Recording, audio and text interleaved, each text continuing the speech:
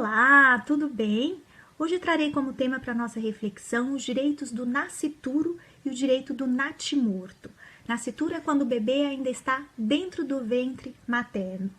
Por outro lado, natimorto é quando o feto falece dentro do útero materno ou então no momento do parto. O Código Civil, desde 2002, reconhece os direitos do nascituro. Justamente em razão disso, é possível, desde 2007, que o nascituro receba os alimentos gravídicos, independentemente do seu tempo gestacional. É possível o reconhecimento da paternidade ainda dentro do ventre. É possível também que o nascituro, caso venha a óbito em razão de um acidente, receba o seguro DPVAT, conforme já decidiu o STJ. Então, nós percebemos a grande evolução dessa teoria no meio jurídico, que reconhece a vida dentro do ventre materno, a vida humana dentro do ventre materno, independentemente do tempo gestacional. Por outro lado, nós temos ainda uma grande discussão em relação ao natimorto, ou seja, os direitos decorrentes ali em razão dessa morte que se dá dentro do ventre materno, principalmente, chamado de perda gestacional ou chamado de aborto involuntário.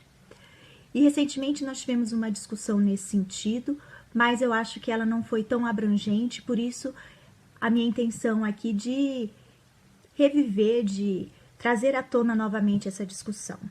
Isso porque, desde 2005, o Conselho Federal de Medicina editou uma resolução que obriga, a realização de uma certidão de óbito, de um documento, quando essa perda gestacional se dá após a 20ª semana. E aí é feito um documento registral, um livro próprio, onde consta o nome dos pais, porém não consta o nome que a família gostaria de atribuir àquele bebê, caso ele tivesse sobrevivido, nascido com vida e sobrevivido.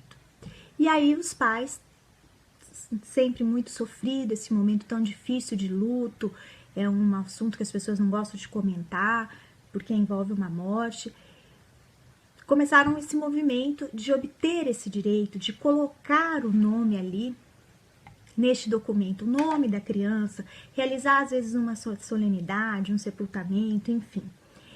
O Tribunal de Justiça de São Paulo, muito sensível com essa realidade, passou a permitir a colocação do nome nesse documento.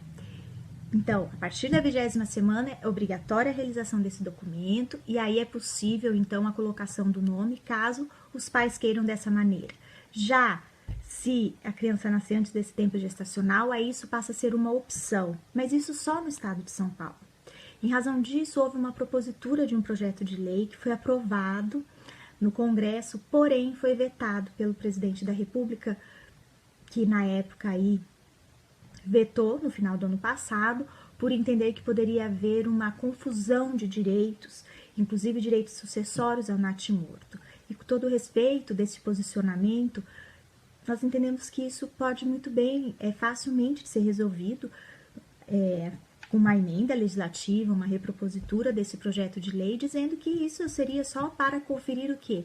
O direito de dignidade, de se dar o nome e muitas vezes permitir que esse natimorto não vire um lixo hospitalar, porque eu acho que isso seria uma observância ao princípio da dignidade, não só do natimorto, como dos familiares também, porque vamos lembrar que hoje, em razão dessa evolução da medicina, nós podemos, por meio de ultrassom, acompanhar a evolução do nascituro desde o início.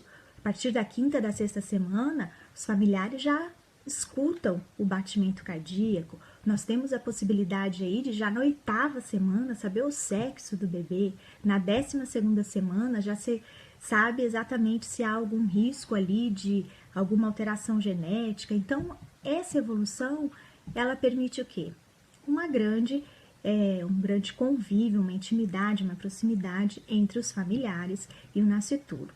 Nós temos o Estado do Rio de Janeiro assegurando a mãe o direito à licença maternidade completa, na hipótese desse natimorto nascer após a 22ª semana.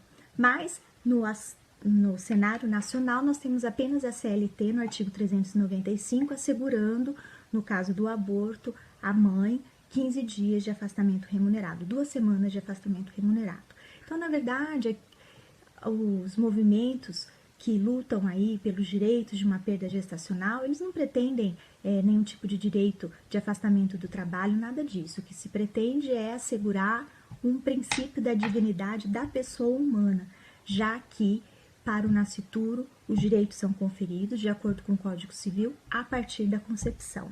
Então, fica esse tema importante que reflete um vasto número de realidade de brasileiros no Brasil, porque nós temos milhares de casos acontecendo nessa situação. Então, é um tema que realmente merece vir à tona, merece ser tratado com um carinho maior aí pelos nossos parlamentares e também pelos nossos juristas.